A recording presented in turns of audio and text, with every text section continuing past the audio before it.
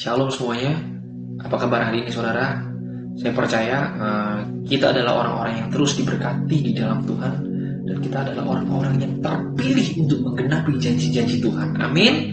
Nah, saat ini saya mau sharing saudara mengenai firman Tuhan, bahwa kita tahu bahwa hari-hari ini kita sedang memperingati hari pencurahan Roh Kudus, ya. Nah, kita harus tahu saudara, sebagai orang percaya, bahwa Roh Kudus adalah roh kebenaran. Roh Kudus adalah roh yang memerdekakan kita. Nah, ada ayat bahwa jikalau kita tahu kebenaran, maka kebenaran itu yang memerdekakan kita. Nah, kita harus kenal saudara dengan Roh Kudus. Kita tidak cukup hanya tahu, tetapi kita harus menyelami pribadi ini. Kita harus kenal sampai kedalaman saudara. Karena kita harus tahu bahwa Roh Kudus adalah suatu pribadi, Tuhan itu sendiri. Roh Kudus adalah pribadi yang sangat dahsyat dan sangat luar biasa, yang dicurahkan, yang diturunkan oleh Tuhan untuk menyertai kehidupan orang-orang yang percaya. Nah, Roh Kudus adalah roh kebenaran. Dan selain roh kebenaran dia adalah kasih itu sendiri. Nah, saat kita berbicara mengenai Roh Kudus, tentunya kita juga bicara mengenai dua hal, yaitu kasih dan kebenaran. Banyak orang percaya yang seringkali miss di area ini. Seringkali sebagai orang percaya kita selalu mengagung-agungkan kasih, selalu menginginkan kasih, selalu menginginkan dikasihi, diterima. Bahkan kita juga harus saling mengasihi. Tetapi jika kita mengacu kepada satu sisi lain, yaitu roh kebenaran, di dalamnya ada hukum, di dalamnya ada ketetapan, dan di dalamnya ada pola tatanan yang harus kita lalui saudara. Nah, itulah sebabnya ketika kita menerima Roh Kudus, kita harus mau dididik saudara. Kita harus mau dibina, kita harus mau diajar, dan bahkan kita harus mau dihajar. Karena Alkitab mencatat orang yang dikasihi adalah orang yang diajar. Diajar demi apa saudara? Demi kebenaran. Supaya hidup kita tidak menyimpang ke kanan dan ke kiri, tetapi hidup kita terus tertuju kepada Tuhan.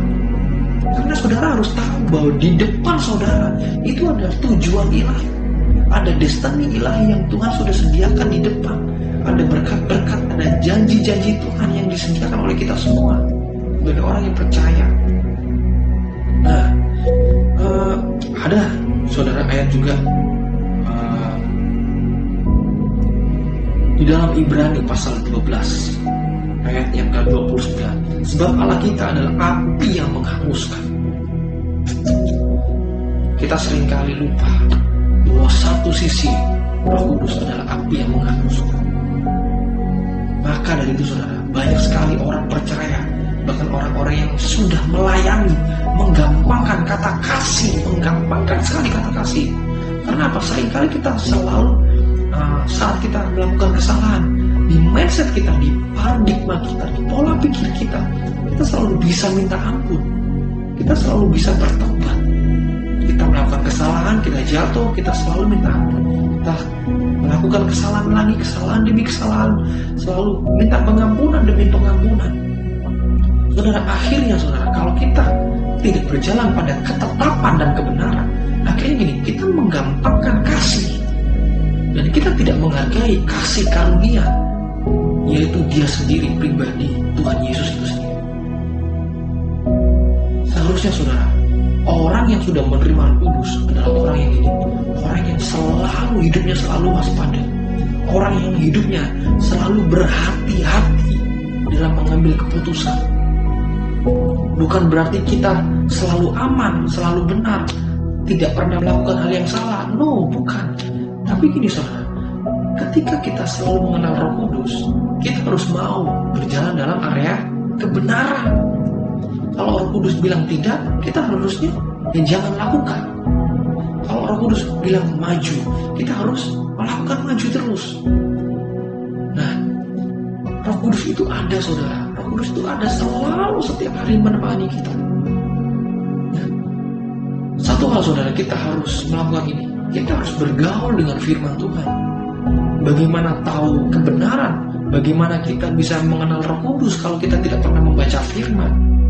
Bagaimana kita tahu langkah-langkah apa yang harus kita lakukan, langkah-langkah apa yang harus kita ambil jika kita tidak pernah membaca firman dan kita tidak pernah bergaul dengan Tuhan? Mari saudara, renungkan ini baik-baik. Ini adalah momentum yang sangat dahsyat, hari pencurahan Roh Kudus.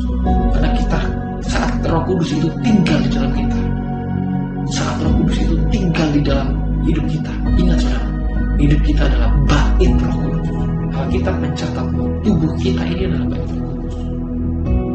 Nah, jangan kita cemari, bahkan even kita kompromi, jangan pernah kompromi. Jangan sampai kita bergaul dengan hal-hal yang membuat kita kompromi dengan dosa. Kita tahu hal ini dosa, tapi kita malu, kita sungkan, kita ragu-ragu, kita nggak enakan. Kalau kita sudah tahu ini dosa, kita harus menghindar. Nah, Roh Kudus adalah jaminan kita sampai kita memperoleh seluruhnya. Kitab Efesus mencatat bahwa Roh Kudus adalah pribadi, adalah jaminan, adalah materai untuk kita memperoleh semuanya, yaitu penggenapan janji-janji Tuhan, pemulihan identitas, dan apapun yang Tuhan sediakan di depan itu sudah termateraikan oleh Roh Kudus di dalam hidup kita. Maka itu saudara, mari maju terus di dalam Roh Kudus, maju terus di dalam firman Tuhan, dan maju terus di dalam ketetapan-ketetapan, di dalam kebenaran firman Tuhan. Baca firman Tuhan, bergaul dengan firman, berjumpa dengan firman, berdoa, lakukan worship, penyembahan, puji-pujian, ambil waktu, berikan waktu yang terbaik buat Tuhan, bukan sambil lalu, tapi berdiam diri di bawah kaki Tuhan. Nah, mari saudara, kita sebagai orang percaya, sebagai orang pilihan, mari selidiki setiap hidup kita, setiap lini-lini hidup kita, hati kita, pikiran kita. Kalau kita serong, cepat balik saudara. Karena Roh Kudus adalah roh yang mengasihi dan roh yang memerdekakan lewat kebenaran firman Tuhan. Nah, apapun saudara yang saudara dan saya alami hari-hari ini, saudara masih punya masa depan. Saudara dan saya masih ada masa depan yang disediakan oleh Tuhan. Ingat saudara, masa depan bangsa Israel adalah tanah perjanjian, bukan mana di padang gurun. Begitu pula dengan kita. Janji Tuhan dalam hidup kita adalah identitas yang baru, identitas yang serupa dan segambar dengan Tuhan itu sendiri. Kita harus memulihkan saudara. Dengan apa? Dengan bekerja sama dengan Roh Kudus. Kita nggak bisa mencapai identitas segambar dan serupa dengan Tuhan. Mari saudara, sekali lagi kuatkan dan teguhkanlah hatimu, sebab perjalananmu masih panjang. Perjalananmu adalah perjalanan yang sangat dahsyat. Hidupmu adalah hidup yang sangat diberkati. Kamu akan menjadi saksi sehingga nama Tuhan dipermuliakan lewat hidup kita, sehingga kerajaannya termanifestasi lewat kerjasama kita dengan Roh Kudus, yaitu Roh Kasih dan Roh Kebenaran. Maju terus di dalam Tuhan. Puji nama Tuhan. Tuhan Yesus memberkati. Shalom.